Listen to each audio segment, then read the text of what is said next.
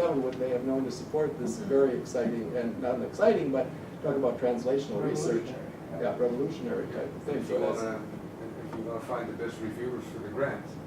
Yeah, well, that's nothing There's interesting. 7 million Yes. knowledge of people Yeah. that know how to judge this or not. Yeah, exactly. So I mean, really, the scientific literature, I think grant applications are every bit as amenable to this as published research.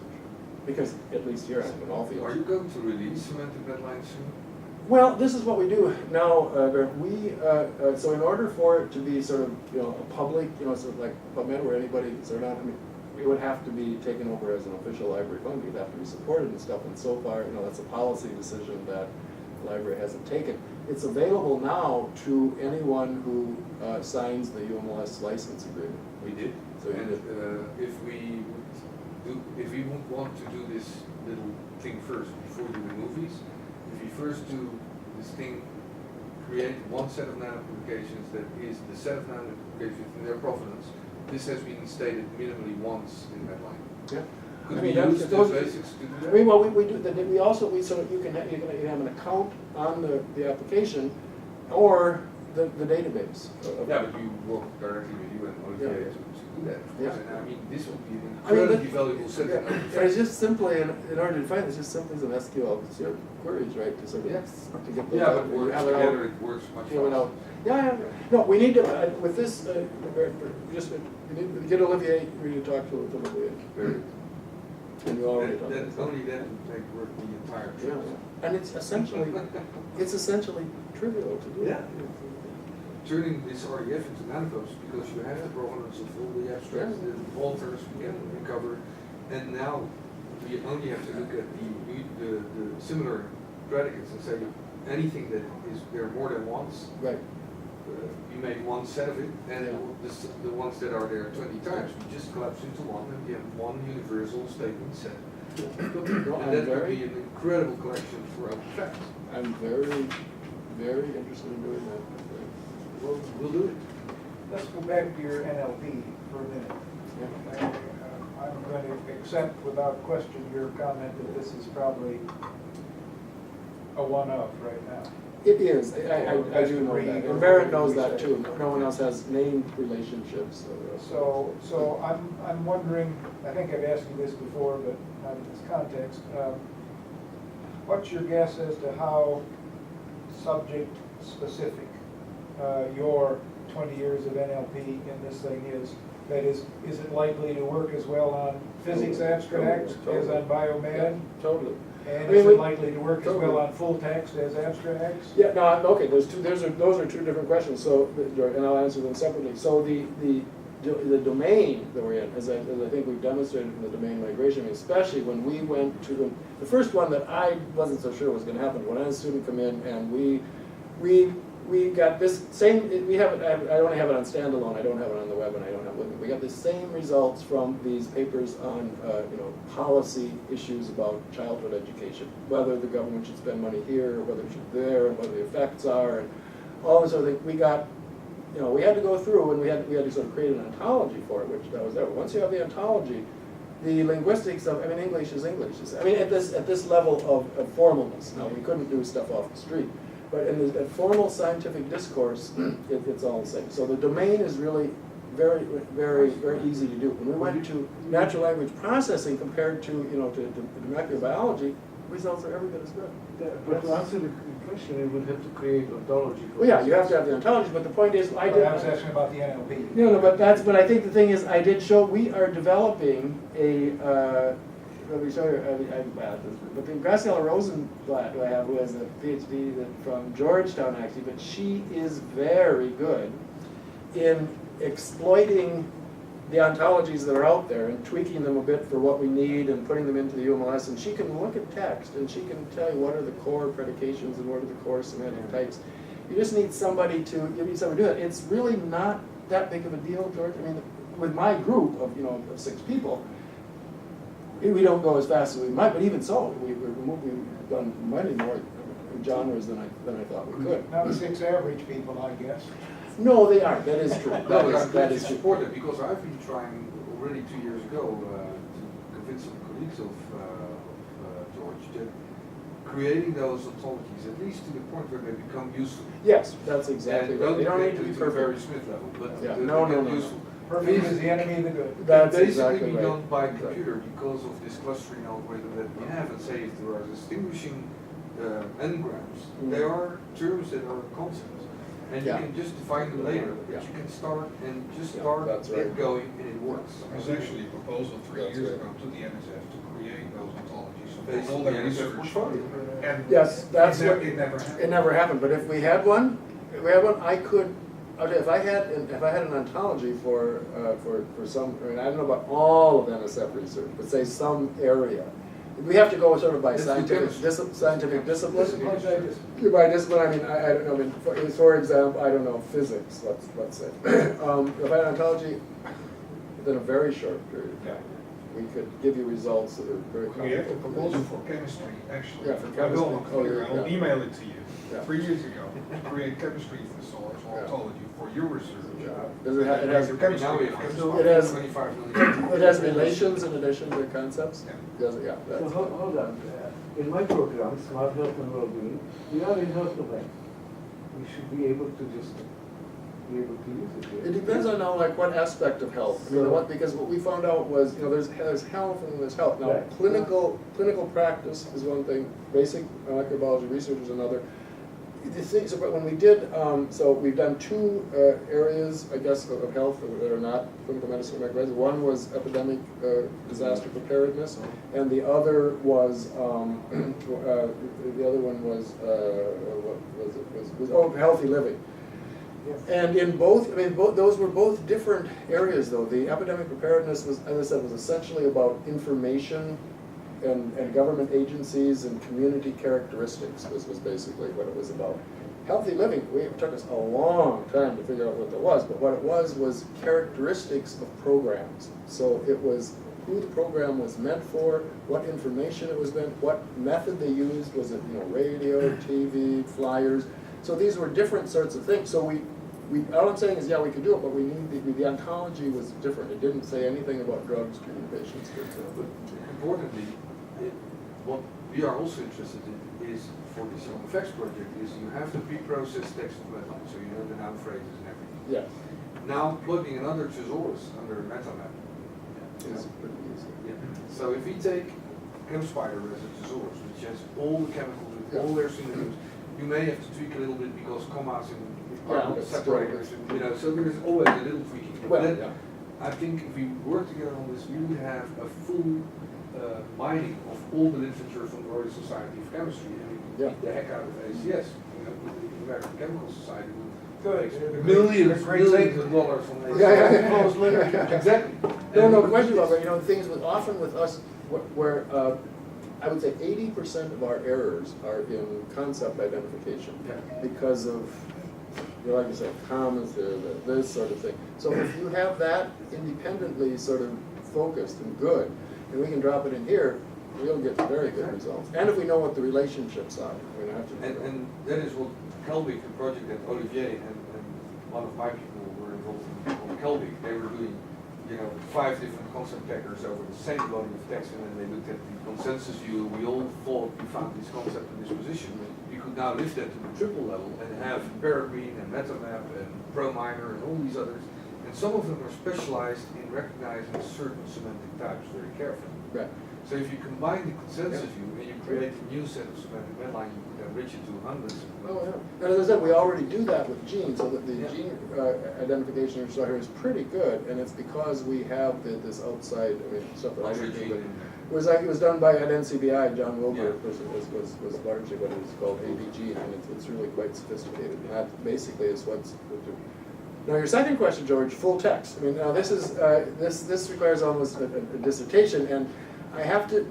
The simple answer to that is you don't want to process full text. The point is you want humans to read it.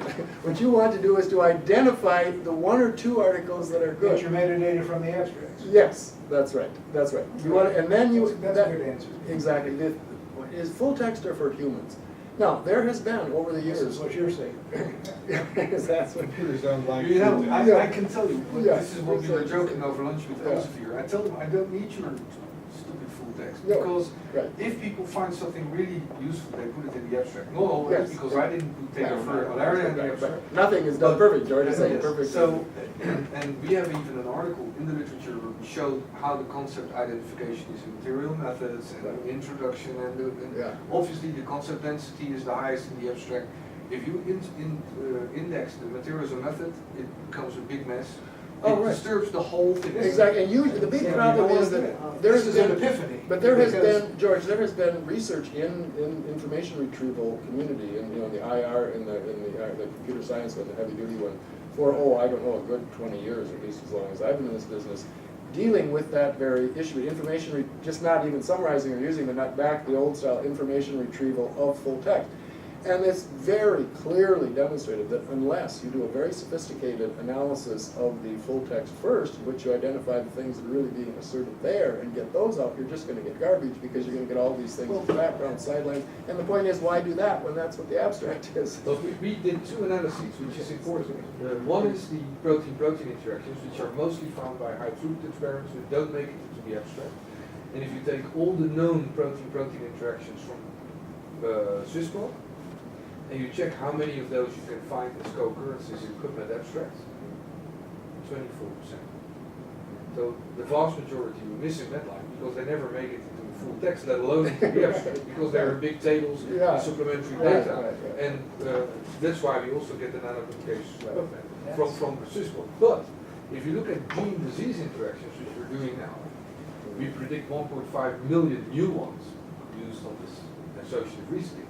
But of the ones that are known in OMI, that's only 1,500, all of them can be found in the abstract. Yeah, right. So we don't need the full text to That's find right. the facts. And Forget this, about it. isn't this important because in general, aren't abstracts publicly available and Yes. full text Yeah, is locked away exactly. behind But this copyright? is Absolutely, what Jan Wolfson absolutely. always said. Do you know- Should have asked money for the abstract, That's not for the right. full text. Do you know the work, George, actually, that is exactly the work we are doing, we are doing at NIH with NHLBI, that exactly paid many, many dollars to contractors to create a repository of full text, and they had to pay $1 zillion to the publishers for that full text, and they ran into huge amounts of problems. So first thing, when they just extracted stuff, they got all this information that was totally, irrelevant to what they wanted because it was background or subsequent. And then they also, actually they went beyond Medline, so they used every database, so said we don't need more than that. Then they got all sorts of duplicates. In order to trying to limit the duplicates, well, in this database, there was stated this way instead of that way. They had huge problems, they paid zillions of dollars for getting very poor information. We're doing this for them with much, much less. Here's something that NSF is, I don't know if Amy's got it done yet, but I'm sure she's working on it, that the research.gov, the record for every funded proposal, also has a pointer to every article that resulted from that proposal, and therefore you've got the abstracts of the articles that resulted as well as the abstract of the proposal. Yeah. You can see to what extent research zigs and zags and Absolutely. so But, forth. and then there is a number of issues that clears the firewall to publisher anyway. I scare the heck out of them. First of all, we do the million thieves approach that we discussed over lunch. We have an app on your iPhone. When I go to, I have a subscription to Elsevier. I go to full text, and there is a red sentence because it contains a triple we don't know yet in semantic redline, Yeah. and the button says cite. So I make an application, and it's legally citation. So John Wildex and Jan Veldhoek have checked it out, totally legal. When I said to Elsevier, I'll make that app for your cipherers, but they got really scared. The other thing is we give this thing to the repositories. I have to give all my papers to the university repository. That's where we index them. So we have the triples anyway, even before it goes to the publisher. That's it too. Thirdly, That's as long as everybody goes along with the Yes. institutional but repository, the third which is thing is, coming but along. now you have Mendeley. You can do this on PDF now. Utopia can index PDFs as well as they can do HTML. Mendeley has 40 million PDFs in the life sciences. It covers 90% of the full text of all publishers, and we can index it straight away. I don't need the publisher. There's Yeah, I really don't want to hear Maybe it. sweat a little bit. There he is. And then we don't want the full text anyway, so we can. That's the interesting sentence. You probably told me that before, but this time it's not. Yeah, I did. Yeah, I've been preaching that same gun for many years, yeah. So you have two profits. One That's in right. your own country, one in another country. So the other thing that I've asked you before, let's see if you've got the same answer this time, is if it could be made, or if we could make arrangements to make your NLP open source software Oh, yeah. in a robust Oh, thing that could. Just take somebody to do could it. propagate its use, Oh, and now yeah. that's a non-zero Well, dollar I project. think policy-wise, there's where something is easy policy-wise. So as you know, all government software is essentially freeware, so it is made. It's just, the reason I haven't done it so far is because I don't have the people to put on that to do it. I can publish offer it. to do that. Right, but I mean. Yeah, I'm told that in the early 90s, one guy in England, as it happens, created a Bayesian statistics open source package that revolutionized the field and made Bayesian statistics a usable application because computer power and the software, and all of a sudden it took over the field. Yeah, no, it needs to be done, but no. No, absolutely. and we are starting a software Totally. foundation to do all kinds of software, transforms from Johnson & Johnson. Our own Peregrine is now open source, our Packer. Yeah. And we could easily take any useful software package and do the Yeah. SVN and the code reviews, Yeah. the bugging and all these things. I because it think has to. that would promulgate this to the world. Yeah, Absolutely. absolutely. Just, We'll talk about that in due course. absolutely right. Totally efficient. I mean, MetaMap, which is a much bigger program than Semantic, because they're a lot more, is open source already. But is it also, is it open source as in freeware, or is it open source with an SVN and people can download it and contribute to it and you have a system around it? Well, that I'm not 100% sure. Okay, that's the expensive part. Check out- You're check setting out up a the foundation as MBIC to do this for the most important software bioinformatics. This is Yeah, different. no, it's right. So Just, we could do it. Yeah, But that's- Of course, you need one or two people to Right, support right. the project. Of course, you'll have to do it in America, we wouldn't want it done here. No, and of course, you know that the Dutch, There's Dutch a- will charge you double anyways. George has work to be done, so that's. A good sign. People don't like to hear. Some don't, some So, don't. do you have a few minutes for your short demos? Well, I'm not sure if we Yeah, are we can discuss information after. overloaded now. Well, we'll see. Everyone who, I can I be can very stop short. it anytime. everyone who needs to excuse himself, of course, is likely to do so. Tom, I don't know if you're worrying about missing the rush hour and so on and so forth. These guys, you have a 7 o'clock flight, right? Yeah. Yeah. But I'm done in 10 minutes. no, I As have, opposed to I the- definitely have 10 minutes. I might need to take another break. But, Well, that's not a bad idea. Yeah. I'll show you the way. Not that I have. No, this is just being a good host. Besides that, committee match.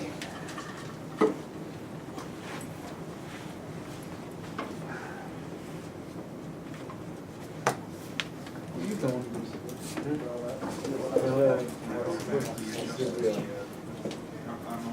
after you hear that, you don't want to see us through to that problem.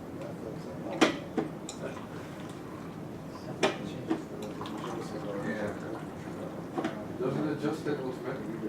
Should this work? This projector, Yeah, okay, is but this very works, old. I think.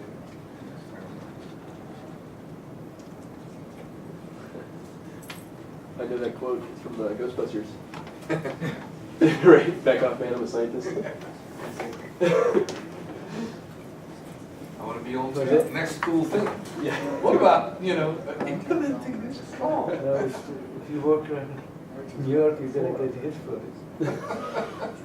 Scientists, yeah, actually scientists. So we have this other joke that we have this word valorization in Europe, Like, and none of the American colleagues I know have any idea what the word means. And then I found out that it was coined by Karl Marx. And now I'm accusing the Americans all the time. That's why I don't even want to know the word. It's George, and we could get in jail if he even knew the word. So we call it valorization, which is taking something that is, a new idea into society. And whether you get commercial funding or not, making the value of it. And this term is not even known here. yeah, no, you said it earlier, and I thought it was, There is also this thing about transparency in Europe. That's a very positive term. But here it can also be very negative in the US. So there's a lot of that semantic drift of terms as well. Yeah, I remember But it's funny that I was in this very same room 3 years ago with Julia Lane and we pitched this thing as an expert finder for reviewers for NSF. Yeah. Just have a grant. As opposed to who? Click 20 concepts and you say, give me all the people that know about it, and they should have complimentary Number expertise. is his employer. And George just told me that. She said, oh, too much work, forget it. And now, how many man hours are used to find reviewers for grants? I wasn't doing this all the time myself. It's a nightmare. Right, right. And Yeah. it can be done so easily now.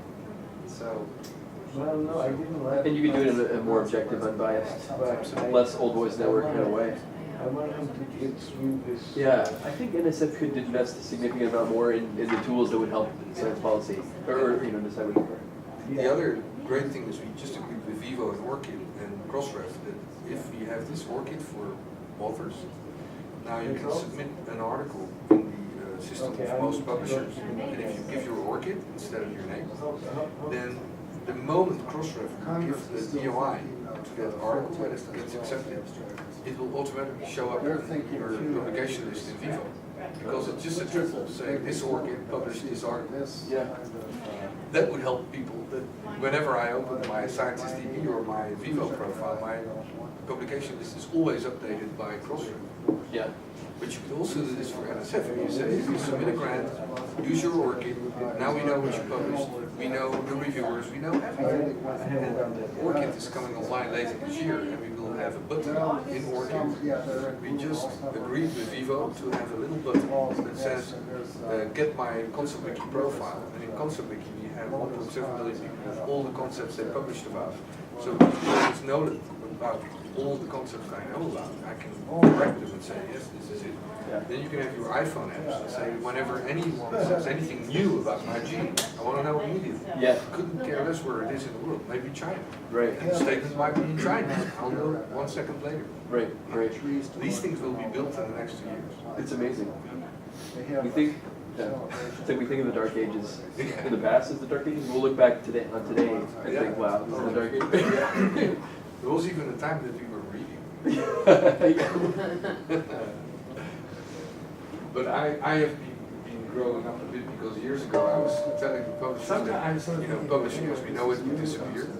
And then the guy from Nature got up in the audience, he said, very good stuff, where are you Well, we going to may be publish? getting up. And he pointed out very painfully that there was no alternative narrative publication. Now we have. And now I turn around and say, no, we still need the narrative, but it's the minutes of science.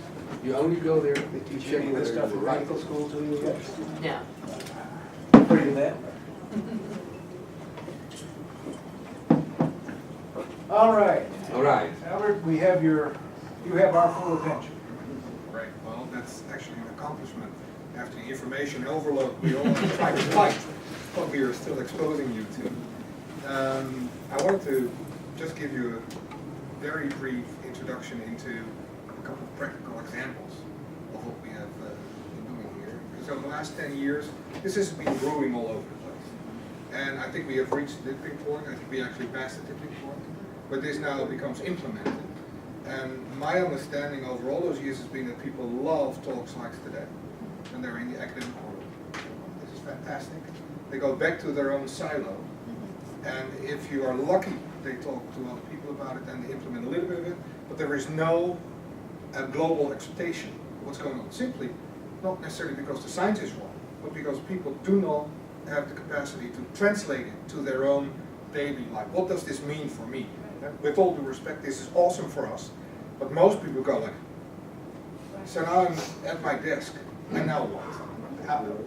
So, Well, Tom, didn't you say you'd even had a lukewarm reception when you showed it to scientists? NIH took the news calmly? but it makes no Were they sense. the silverbacks or your? That's the part, it's supposed to, We have been talking about this for all those years, and typically, if you have scientists in the room, they appreciate it, but they have 50,000 reasons why it's either not good enough, or not complete, or their system is better, or and so on.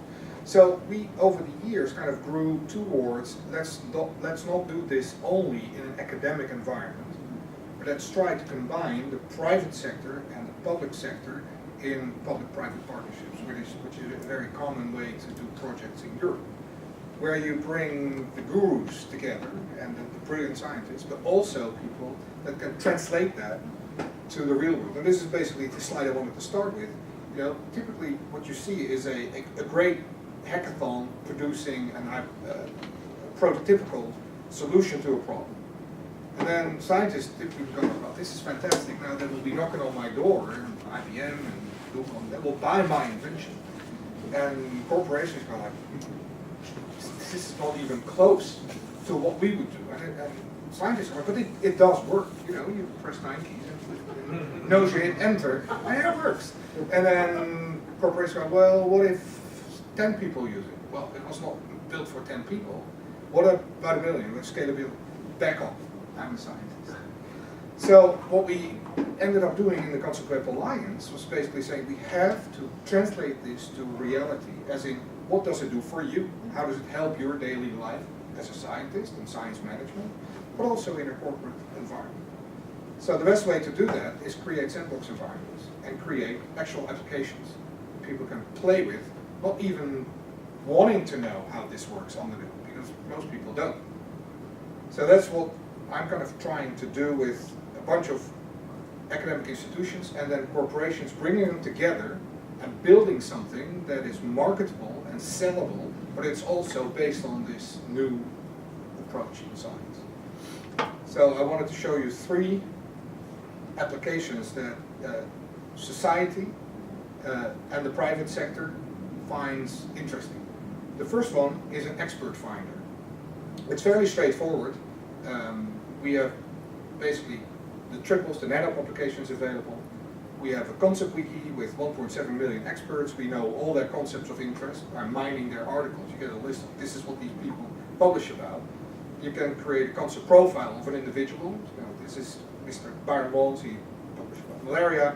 Later on he got sick and tired of that and he started to become a biosemantics professor.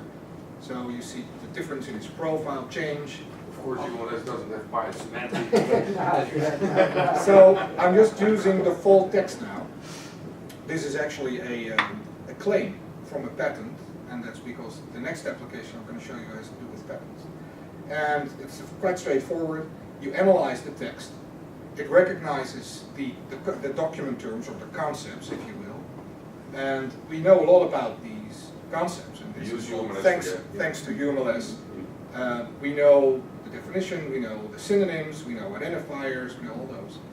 And I'm just going to use all of them and transport them over to query terms. Now what we want to know is, I have no idea what this is all about. And most people won't. So what you will want to do is you want to know who shall I call to get an answer. Now, trying to figure out. This is due to the screen resolution. You lost the link to the visualization. I think you have to adjust either your screen size or so it runs off. Just a second. So I'm going to trick, hopefully, my computer. The resolution is not adjusted by the projector. No, that's just open all the projectors we were told by that. We can change the size of your screen. Yeah, that's. But I think what he's doing right now is he's not showing us how he actually gets to the next screen. So he's blaming the resolution. In the worst case, you just bring over to your screen. Or you do it on my computer, Albert. See? Proprietary stuff. There you go. So first of all, you get in red the query concepts, and then it's surrounded by people that know about this.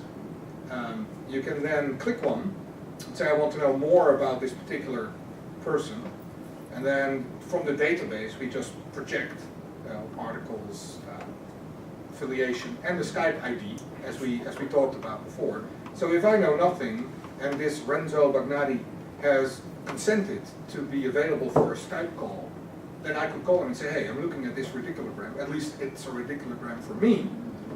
What do you think? You'll probably be able to tell me. Talk about crowdsourcing the last mile, you know? You could also then link out, say, I would like to go to the actual concept wiki, which is kind of similar to going from, a triple or an assertion to the underlying article. And then you actually go to the wiki people, or the concept wiki, and we have a page for 1.7 million people that have published in Medline, and there's a lot of information about this individual. First of all, as I mentioned before, there's a list of the concepts of interest that identify that particular individual as co-authors, and all kinds of information we have on this individual. Now, this is a generic way of quickly mining the text on the fly and linking to the database on the image. Now, Maybe while you switch one thing, we don't use any pre-processing, we just peregrine the very But of fast course, figure. it's so obvious you could hook this into, say, something like Semantic very We easily. use peregrine, which is now made open source, so Yeah. run peregrine after your pre-processing, and peregrine gets much more efficient. Yeah. Because if people do this on Medline, you could use the pre-processed file to run the taggers out, and you get a much better result. Yeah. So the latter example was developed in a collaboration between a company in the Netherlands and the tech team of NBIC and LPS. Now, this one has been developed by a company out of San Francisco, and it's fairly straightforward. Most scientists in pharma, they come up with hypotheses. Say, okay, I'm just grabbing one that is a real one. It was used in one of the pharma companies that are part of Open Facts. So they figured out, and I'll not talk about how they got there, but this is what we think might be true. Well, typically what people do in a company, they go some research, they spend a lot of money, and they figure it out, and yes or no, it's true, but they don't know, eventually, if it's patentable or not. You'll find it's not in Medline because this is Yeah. the two proteins of these genes. We predicted by computer to be Yeah. interactive. So this hypothesis is the result of in silico knowledge discovery. So you cannot check it in the literature. Well, you can, but you get no results. Maybe by now, but not when it was. So this is in a few months old.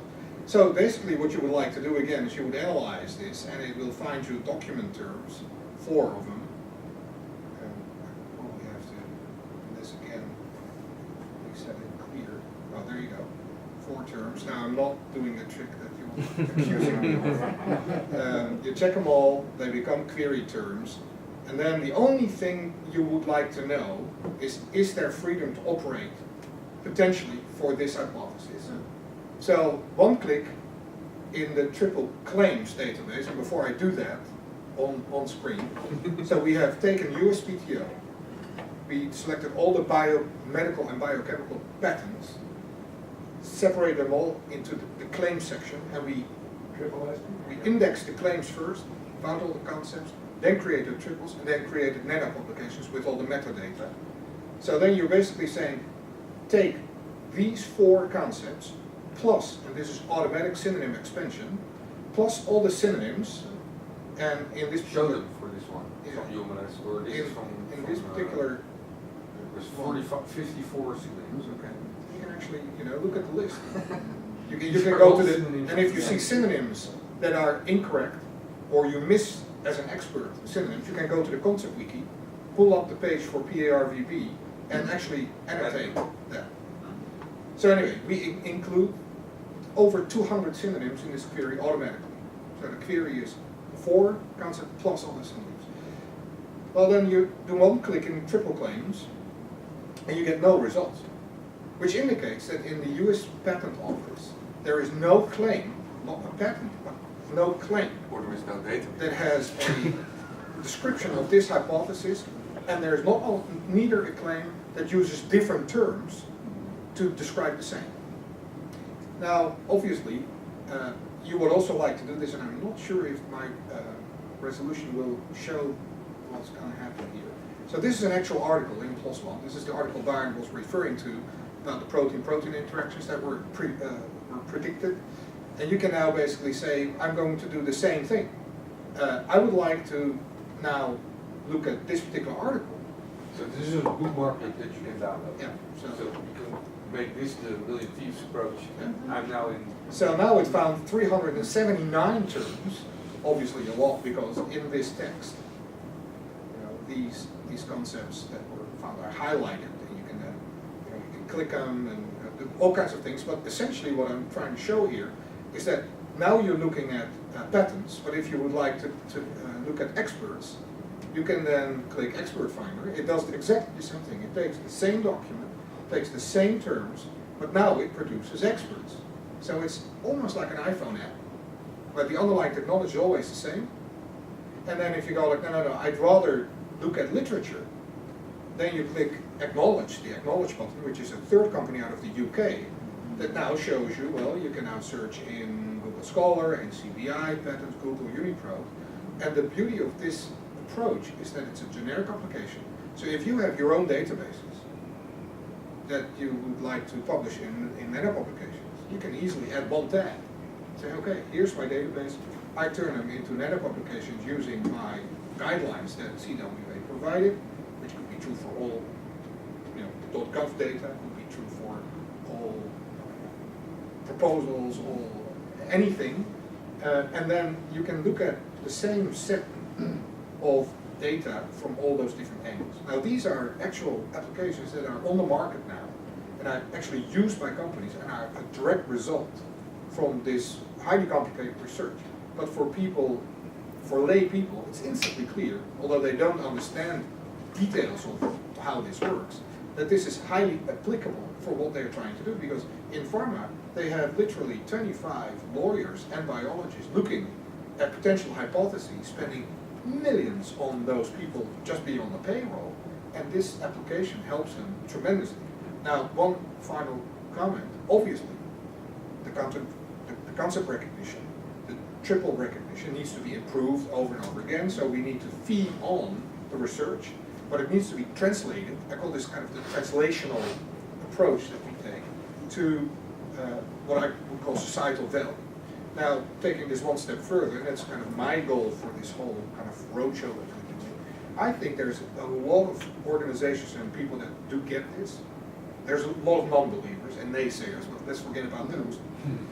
We have lots of organizations and institutions that believe in this. They will talk. There are still siloed approaches. And my goal is not necessarily to promote the technology, although very important. I'd love to see a group of people get together that are influential, thought leaders, and can open doors that will basically say, we identify all these initiatives, let's talk about how we can maximize what is being done. And if you look at what can we learn from the internal data at the NSF, but shouldn't the